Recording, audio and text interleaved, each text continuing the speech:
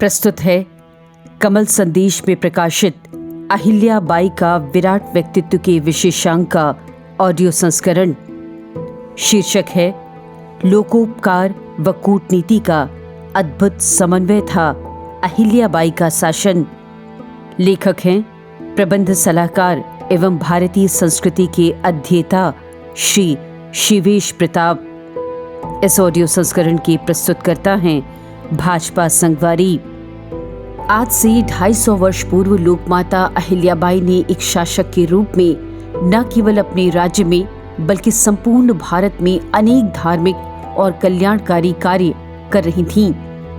परंतु किसी शासक का ये आचरण पश्चिमी विश्व के लिए अनोखा था, क्योंकि वह भारत की सांस्कृतिक दृष्टि और धर्मशील शासन से परिचित नहीं थे।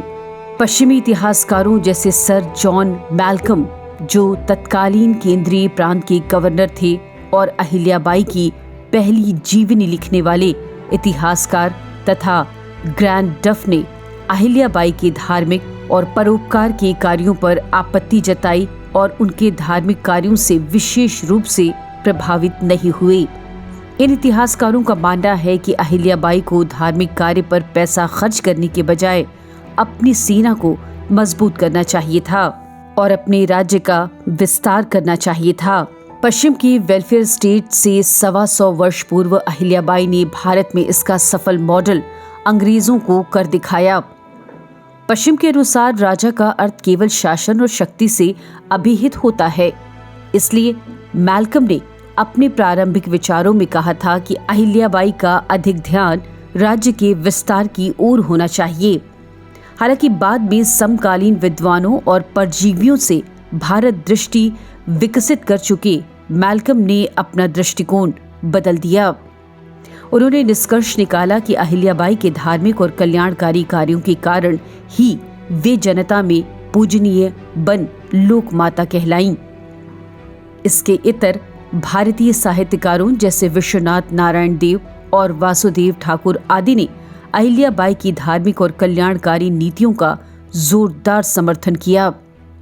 ये निश्चित रूप से कहा जा सकता है कि अहिल्याबाई के 30 वर्षों के शासन में जो शांति और आनंद प्रजा को प्राप्त हुआ, वह उस स्थिति में भी प्राप्त नहीं होता अगर अहिल्याबाई ने अपनी धनराशि का दुगना भाग सेना बढ़ाने और अपने राज्य का विस्तार करने पर खर्च किया होता। आज संपूर्ण विश्व के सशस्त्रीकरण की समस्या से जूझते विश्व को अहिल्याबाई की शासन पद्धति एक उम्मीद की किरण है। अहिल्याबाई का शासन भारतीय इतिहास में एक अद्वितीय प्रयोग था। राज्य की बागडोर एक समर्पित और धार्मिक महिला के हाथों में थी। अहिल्याबाई ने करुणा मूर्ति बन न्यायपूर्ण शासन किया। ये प्रयोग न केवल भारत के इतिहास में बल्कि विश्व के इतिहास में भी बेजोड़ है। अहिल्याबाई ने स्नेह, धार्मिकता और बुद्धिमत्ता के आधार पर कल्याणकारी राज्य का एक उच्च उदाहरण प्रस्तुत किया। उनकी धार्मिक नीतियों और समाज सेवी कार्यों का उद्देश्य समाज में नैतिकता और धर्मनिष्ठा को बढ़ावा देना था। वे मानती थीं कि धर्म और कल्याण के कार्य समाज की स्थिरता और समृद्धि के लिए बेहद आवश्यक हैं। उनके द्वारा किए गए कार्यों ने लोगों को न केवल धार्मिक और नैतिक दृष्टि से प्रेरित किया, बल्कि सामाजिक और आर्थिक सुधारों का भी मार्ग प्रशस्त किया। उनके निर्णय और उनकी धार्मिकता ही उनकी लोकप्रियता और लंबे समय तक शासन में स्थिरता का प्रमुख कारण बने रहे। अहिल्याबाई ने अपने सॉफ्ट पावर के माध्यम से शक्ति संतुलन स्थापित किया, जो उनके समय से बहुत आगे होने का प्रमाण है। बाहेश्वर दरबार से भेजे गए पत्रों में कई बार ये उल्लेख मिलता है कि अहिल्याबाई ने पेशवा को सैन्य मामलों पर बार बार सुझाव दिए। अहिल्याबाई रणनीतिकार थीं और समय रहते मराठा राज्य पर आक्रमणकारी चालबाजियों और हमलावरों के दुष्ट स्वभाव को भली भांति समझ लिया करती थीं। इसलिए उन्होंने पेशवा को लिखा था, श्रीमंत पेशवा को शीलेदारों और हुजूरात में नए सिपाहियों की भर्ती करनी चाहिए। हर जगह अपनी फौज भेजें और उन्हें अंग्रेजों को आतंकित करना चाहिए। श्रीमंत की सेना उपेक्षा करते हैं, ये अच्छी बात नहीं। हमेशा श्रीमंत के साथ सेना लगभग 20-25 हजार होनी चाहिए। सरकारी सेनाओं और फ्रांसीसियों को एकजुट करके बंबई भेजा जाना चाहिए और वसई को सरकारी सेनाओं और अंग्रेज़ों द्वारा फिर से स्थापित यानी कि मुक्त किया जाना चाहिए। अहिल्याबाई ब्रिटिश चालबाजियों से पूरी तरह परिचित थीं। उन्होंने ब्रिटिशों की चालों को इस प्रकार वर्णित किया, हिंसक जानवरों को कई चालों से मार सकते हैं, लेकिन भालू को मारना कठिन है। वह तभी मरेगा जब उसे पकड़कर मार दिया जाएगा, नहीं तो अगर कोई उसकी चपेट में आ जाए तो वह उसे गुदगुदी करके मार डालेगा। अंग्रेजों से लड़ाई भी इस भालू की तरह ही है। अहिल्याबाई ने दुश्मन के शत्रु को मित्र बनाने की नीति में महारत हासिल की थी। 1792-93 के आसपास अहिल्याबाई ने एक ब्रिटिश शैली की सैन्य टुकड़ी बनाई थी, जिसमें उन्होंने एक अमेरिकी जनरल बॉयड को नियुक्त किया था। ये बात सिद्ध करती है कि अहिल्याबाई एक तरफ लोक कार्यों तो दूसरी तरफ सैन्य व्यवस्थाओं में बेहतर समन्वय स्थापित कर रही थी। धर्मनिष्ठा अहिल्याबाई की राजधर्म का मूल था। धर्मनिष्ठा का संबंध नैतिकता, मानवता, शाश्वत मूल्यों, करुणा और सद्कार्यों में है। अहिल्याबाई की ऐसी धर्मनिष्ठा के कारण उनके 30 वर्षों के शासन का सही मूल्यांकन न केवल कल्याणकारी दृष्टिकोण से किया जा सकता है, बल्कि अहिल्याबाई ने जाति, वर्ण, धर्म आदि के आधार पर कोई भेदभाव नहीं किया। उन्होंने ब्राह्मण, मराठा, बहुजन, आदिवासी, मुसलमानों सहित सभी के कल्याण हेतु समान रूप से कार्य किया। यहाँ तक कि दूसरे राज्यों के मुसलमान जैसे निजाम भी उनकी राज्य में शरण मांगते थे। माहेश्वर दरबार के इतिहासकार में उल्लेख मिलता है कि टीपू सुल्तान के राज्य का एक ब्राह्मण माहेश्वर में शरण लेने आया था।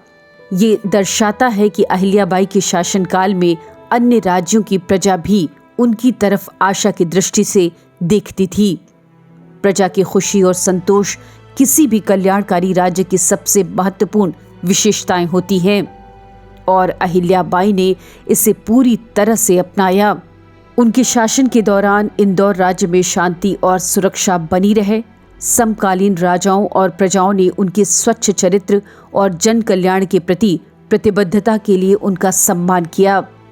अहिल्याबाई ने 13 विभिन्न रियासतों में अपनी उत्तराधिकारी नियुक्त किए थे और उन रियासतों में उनके दरबार में अन्य राज्याधिकारी भी भेजे गए थे। ये बात अहिल्याबाई के द्विपक्षीय संबंधों की सफलता की कहानी स्वयं कहते हैं। यह स्पष्ट करता है कि अहिल्याबाई का शासन न केवल धार्मिक सहिष्णुता का प्रतीक था, बल्कि ये एक ऐसा मॉडल था जो समावेशिता और समानता के सिद्धांतों को मानता था। उनके शासन में न केवल लोगों को शांति और सुरक्षा प्रदान की, बल्कि उनके कल्याण के लिए एक स्थायी आधार भी तैयार किया। इस तरह से विदेशी आक्रमण का कोई आशंका नहीं थी। उनके राज्य में जानकर व्यक्तियों और कलाकारों का सम्मान किया जाता था। प्रसिद्ध साहित्यकार प्रोफेसर अनिल सहस्त्रबुद्धे ने अहिल्याबाई के कार्यों का आलोचनात्मक विश्लेषण किया। वे कहते हैं कि जनता की बुनियादी आवश्यकताओं जैसे भोजन, वस्त्र और आश्रय की व्यवस्था करना शासक की पहली जिम्मेदारी है। ये राजा या शासक का कर्तव्य है कि वह जनता की सेवा उसी प्रकार करे जैसे एक माँ अपने बच्चे को खाना देने के लिए पूरी तरह कोशिश करती है जब बच्चा भूखा होता है और उसे अपनी प्रमुख जिम्मेदारी मानती है। अहिल्याबाई ने मातृत्व की भावना कूट कूट कर भरी थी, इसलिए वह लोगों की माँ और राष्ट्रमाता बन गई। उन्होंने अपने धन और संपत्ति को उदारता से खर्च किया और सभी पर प्रेम बरसाया। इस जिम्मेदारी को निभाते हुए राज्य की सीमाएं और शक्ति की सीमाएं उसे अपने कार्य को करने से कभी रोक न पाईं। अहिल्याबाई ने संत की तरह जीवन व्यतीत किया जो निरंतर जन कल्याण के लिए कार्य करता है। वास्तव में उन्होंने अपने लिए ऐसा जीवन जानबूझकर चुना। वह जानती थी कि राज्य की शक्ति हेतु उनकी जनता में राष्ट्रीयता, धार्मिकता और वीरता की भावना का जागरण आवश्यक है। अहिल्याबाई की तर्कशीलता ने इस तथ्य को समझा। वे संकीर्ण धार्मिक नहीं थीं, उनका धर्म व्यापक दृष्टिकोण और सहजता से परिपूर्ण था। उन्होंने राष्ट्र के हित में कार्य करने के लिए लोक सेवा और लोक आराधन का उपयोग किया। प्रसिद्ध इतिहासकार सर जादूनाथ सरकार ने अहिल्याबाई के बारे में एक महत्वपूर्ण और स्पष्ट टिप्पणी की है। वे कहते हैं कि मूल दस्तावेजों साक्ष्यों के साथ साबित किया जा सकता है कि अहिल्याबाई एक उच्च श्रेणी की कूटनीतिज्ञ थीं। उनकी लोक सेवा और दानशीलता संकीर्ण धार्मिकता नहीं थी, अपितु मूल्यों की स्थापना के स्थायी केंद्र थे। वास्तव में लोगों को क्या चाहिए?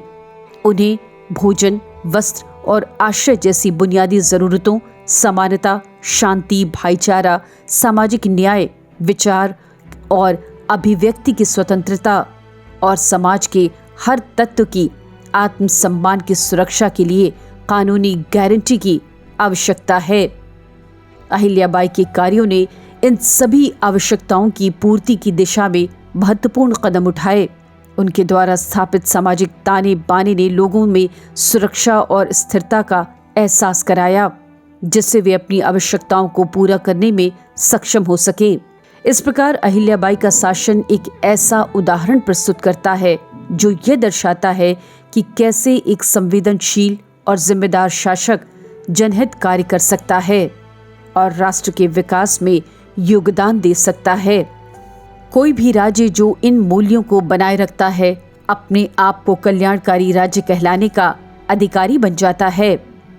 अहिल्याबाई का 30 साल का शासन इस मामले में विशेष और नवीन है, क्योंकि उन्होंने अपने जीवन भर आम जन को खुश करने के लिए अपनी संपत्ति और समय का समर्पण किया।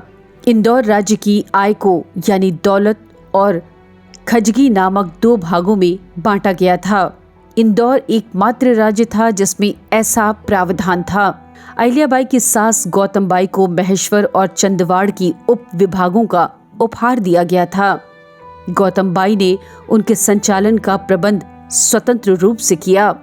वहां की आय को स्त्री धन माना जाता था और इसे निजी संपत्ति में स्थानांतरित किया जाता था। गौतमबाई के निधन के बाद निजी संपत्ति के वित्तीय अधिकार अहिल्याबाई को मिल गए।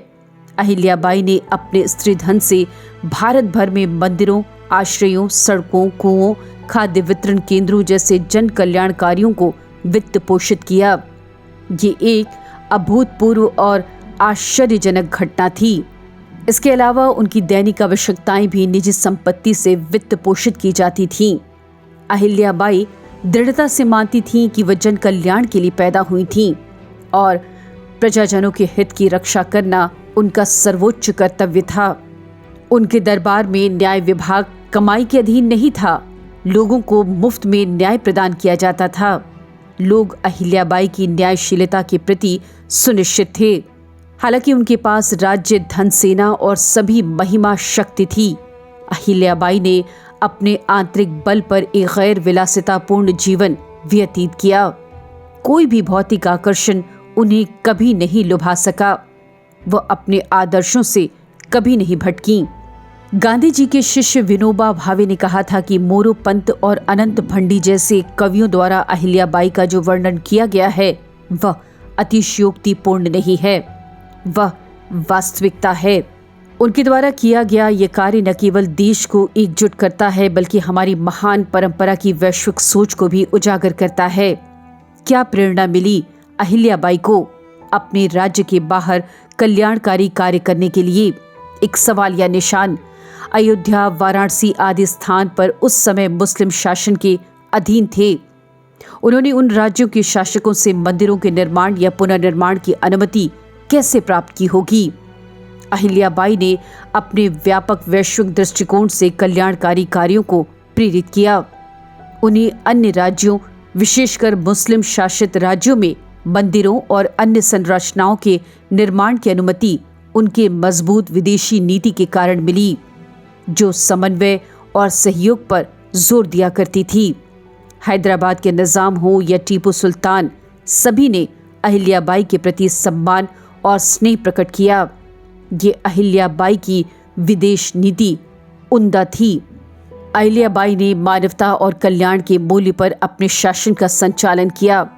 इसलिए अहिल्याबाई को पुण्य श्लोक की उपाधि मिली। उनके द्वारा भारत के विभिन्न भागों में किए गए कल्याणकारी योजनाओं की संरचनाएं आज भी 250 वर्षों के बाद खड़ी हैं और राष्ट्रीयता के विचार के लिए प्रेरणा का स्रोत बनी हुई हैं। अहिल्याबाई द्वारा स्थापित आदर्शों को जागरूक होकर अपनाना ही आज के वैश्विक अशांति और संघर्ष के युग में मानवता के कल्याण का एकमात्र मार्ग है। अभी आप सुन रहे थे कमल संदेश में प्रकाशित लोक माता अहिल्या देवी पर केंद्रित विशेषांक के संपादित अंशों का ऑडियो संस्करण।